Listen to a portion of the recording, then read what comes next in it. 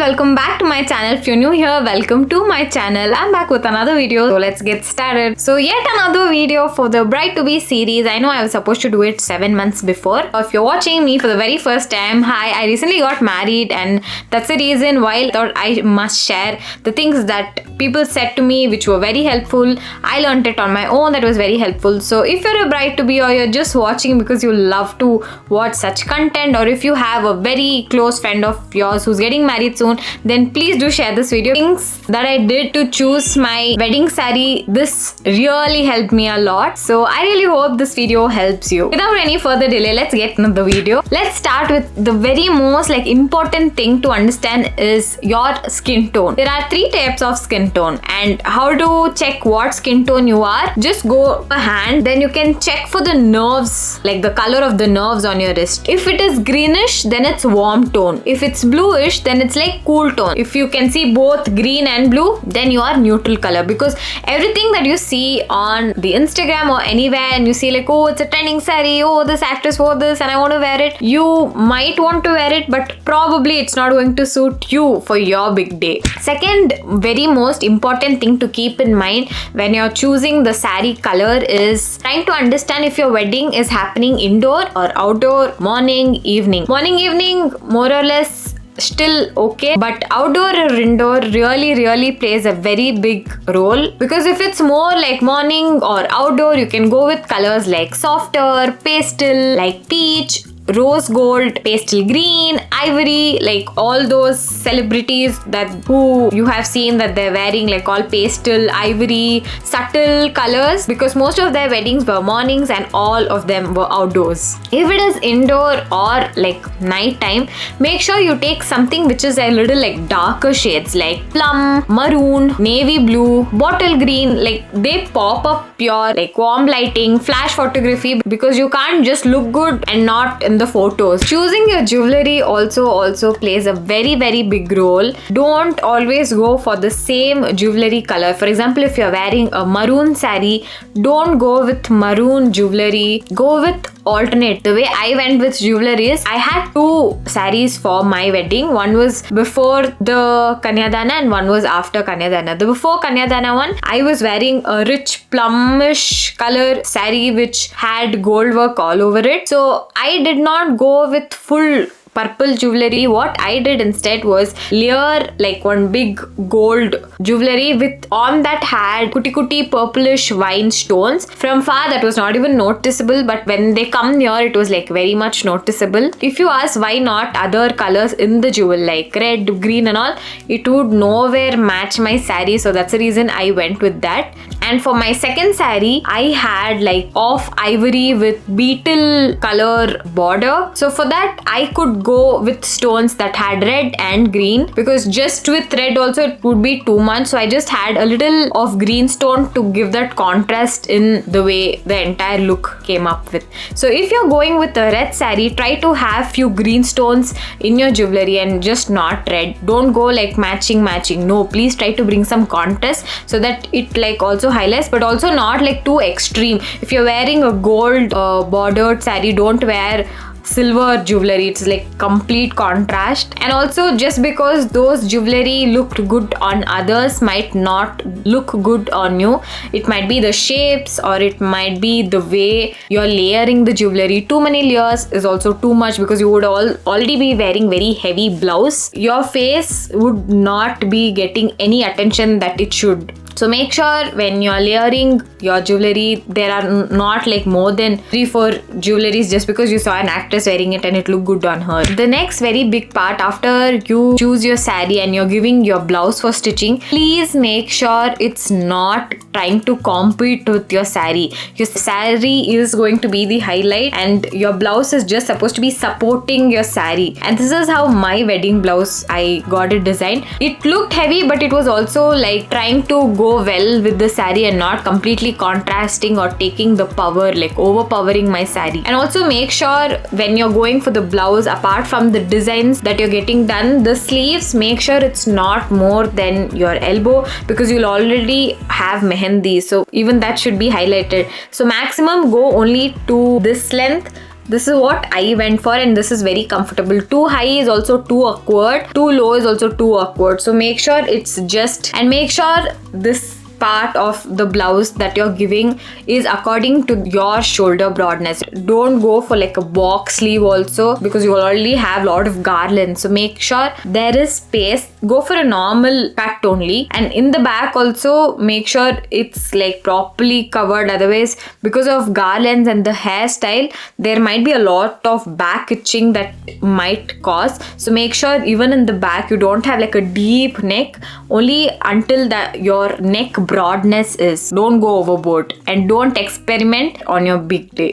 Next, talking about reception. Again, make sure you go with colors that actually suit you, and even the embroidery color suits your skin tone. It might be shimmer, mostly go with shimmer or that structured gown, but just make sure whatever you're wearing for reception, at least something that I understood from my reception is, in the normal light it looked very dull, but as soon as I wore it on my reception day, it was like full highlighting me, because I think when the light falls on it, all those glitter shimmers and all full blah, blah, blah, it was shining, and I really loved it. I did not go for bright colors, though it was like night and indoor. I wanted something very light colored or a little pastel colors, because I was contrasting with my husband. Again, make sure when you are going to select or do like a couple color coordination, don't go for same, don't go matching, or don't go extreme contrast where you're wearing warm color and he's wearing cool colors. It's going to be too much. Like,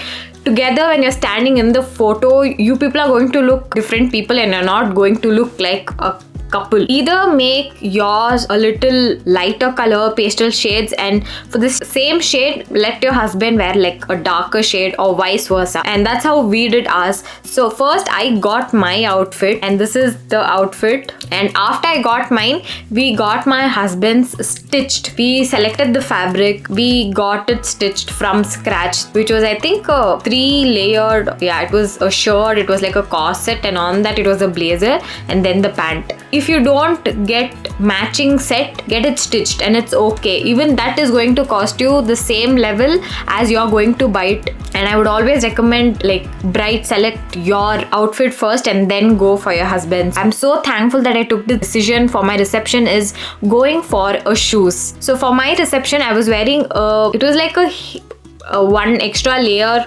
of like a heeled shoes canvas, which I got customized. So after I got my outfit done, I was very particular that I wanted to wear shoes, because already the lehenga was so long and people can barely see what I'm wearing underneath, and I'm going to stand for hours together. So wearing heels, getting heel pain, and next day wedding, too much of leg pain, I did not want the drama, so I wanted to go for shoes. I mean, if you're comfortable in heels, great. Go for wedges or anything that has a flat platform so that your body is like fully leveled. But if you're not somebody who's used to wearing heels, please don't go for heels on your reception day, because I am not used to wearing heels. I rarely wear heels. So that's the reason I made sure I go for shoes whatsoever happened. It's just that I got it customized. Probably I had few kundan work and all on the shoe, just in case when you take a tour, they can see my footwear, and even when I'm walking and all. But still, I didn't actually give that much of damn. I just wanted to make it look presentable, so I got like a customized kundan work done according to my dress. And also for reception lehenga, don't try to wear very heavy jewelry when you already have a lot of shimmer on your dress. Again, too much of contrast and your face will not be seen. Again, something that I did trial and error is inner wear, what you wear underneath your sari. For my engagement, I was wearing a shape wear which was like straight, so that my body looked very tip top, but I could barely move. So I made sure when I was going for my wedding shapewear, I wanted it to be something like an A-line, so that, because in our muhurtam and in our wedding, you're supposed to like sit down, folding your legs. And if I had worn the straight cut shapewear, I could not sit comfortably, and you're supposed to also sit for a very long time. Finally went with twin birds shapewear. Most of the makeup artists these days that I've met, they ask you to wear cotton shapewears, but if you want to look a little snitched and all, mostly you want to wear the lycra based shapewear, but make sure it's just A-line. And coming to the most favorite part of the whole thing, why I'm doing this video, the way I selected my sarees. I had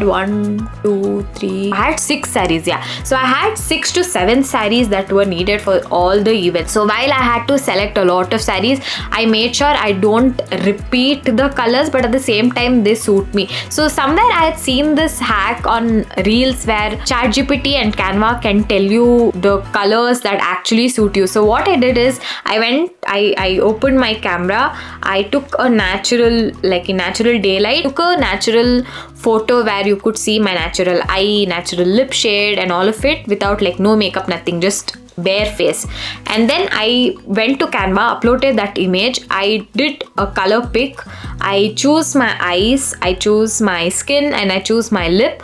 I got all of my shades and then I went to ChatGPT and I asked, hey, you know what, this is my natural skin tone, this is my natural eye color, this is my natural lip shade, now suggest me shades of a silk saree or colors that actually suit my skin tone and that complements my skin tone and highlights my face because it's going to be for my wedding. And then it gave like a set of colors, like I never knew what skin tone I am. The colors that it suggested is also the colors that I ended up choosing. Like here are all the saree colors that I chose and here is like a screenshot of what ChatGPT gave me. It gave me also like a color combination that you could go for. So all the colors that I had selected was the help of ChatGPT and Canva. And for reception, I already had few colors in mind, but according to the shades that it suggested, like plum and all, in the same shade wheel. Also, it's not like I'm telling that I just went because it said. When I searched for the colors, when I went for saree trials, where I went like to so many shops, so many saree trials and all, I realized it actually complimented me. And it's just not me, the entire family also said, you know, yeah, actually this color is suiting. And with the makeup on, I think it looked bomb. So next, if you are a bride-to-be, you're going for saree shopping very soon, please try all these hacks. They might show you a lot of trending colors and in that shop lighting you might look different and on your wedding day you might look different. So please make sure you choose the colors that actually match your skin tone so that your face can feel highlighted. And if you want to know, I did my wedding saree shopping, my reception lehenga, where I got it from, where I got my jewelry. Also a kutti tip, I rented out most of my jewelry because I did not want to purchase them because I know for a very fact I'm not going to wear such grand jewelry ever in my life. So what I did was I rented out most of the jewelry. So if you're getting married soon, I really wish you all the very best. Now it's going to be a lot of roller coaster. You have a lot of things and tabs open in your mind. Just stay calm, everything is going to go good. In my next video, I'm going to be talking about things you need to decide or talk to your makeup artist before your big day, things you need to keep in mind. A lot of things is going to be about your makeup, hairstyle and all of it. So stay tuned and subscribe to my channel so that you get notified.